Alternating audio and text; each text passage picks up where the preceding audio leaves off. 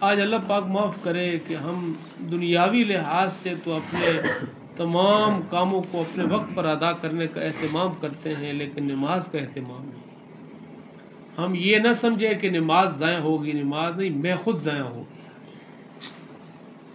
حدیث پاک میں آتا ہے بے نمازی بندے کو قیامت کے دن جس جگہ پہ ڈالا جائے گا، ابن ماجہ شریف کی روایت ہے کہ جہنم روزانہ اس جگہ سے روزانہ 50 دفعہ پناہ مانگے۔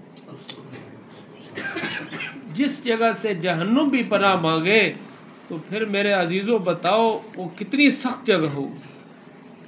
اسی لیے ہم سارے بھائی توبہ کریں۔ حدیث میں آتا ہے جس بندے نے نماز کو اپنے وقت پہ جان بوجھ کے نہیں پڑھا، بعد میں پڑھ بھی لیا، وقت پر نہ پڑھنے کی وجہ سے 2,88,00,000 سال جہنم کی آگ میں جل گیا۔ پڑھ لیا ہے، چھوڑا نہیں ہے، اب جو پڑھے گا نہیں پھر اس کی کتنی سزا ہے۔ اسی لیے جب ہم رب کے انعامات کو دیکھیں گے تو یہ کوئی قدر قیمت نہیں رکھتے۔ 5 وقت کیا چیز ہے؟ آپ ان لوگوں سے پوچھو جن کو چلنا نہیں آتا، چلنے کی کیا قیمت؟ ان لوگوں سے پوچھو جن کے ہاتھ ہیں پکڑ نہیں سکتے، حرکت نہیں کرتے۔ ان لوگوں سے پوچھو آنکھیں ہیں لیکن بینائی نہیں ہے۔ ان لوگوں سے پوچھو جن کی زبان تو ہے لیکن بول نہیں سکتے۔ ان لوگوں سے پوچھو کہ جو کان والے ہیں لیکن سماعت نہیں ہے۔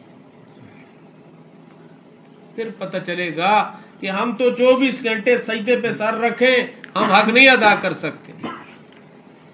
تو میرے عزیزوں، وہ خدا جس نے نعمتوں کے دریا بہا دیے ہیں، ہمیں شرم نہیں آتی کہ ہم اس رب کے سامنے 5 وقت سجدہ نہ کریں۔ تو اسی لیے میرے عزیزوں، ہم سارے بھائی نیت کر لیں، یہ نماز ہم سے نہیں چمکے گی، ہم نماز سے چمکیں گے۔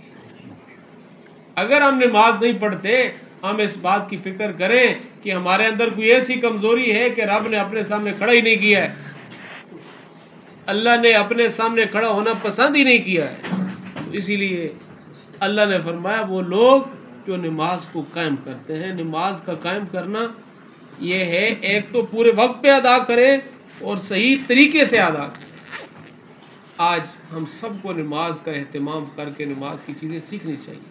کن چیزوں سے نماز ٹوٹ جاتی ہے، کن چیزوں سے نماز نہیں ٹوٹتی، نماز کے کتنے فرائض ہیں، کتنے واجبات ہیں، نماز کے کتنے مستحبات ہیں، نماز کی کتنی سنتیں ہیں، نماز کے کتنے مکروہات ہیں، ہم جاننا چاہیے۔ ہم میں سے ہر بندے کو یہ بات معلوم ہونی چاہیے۔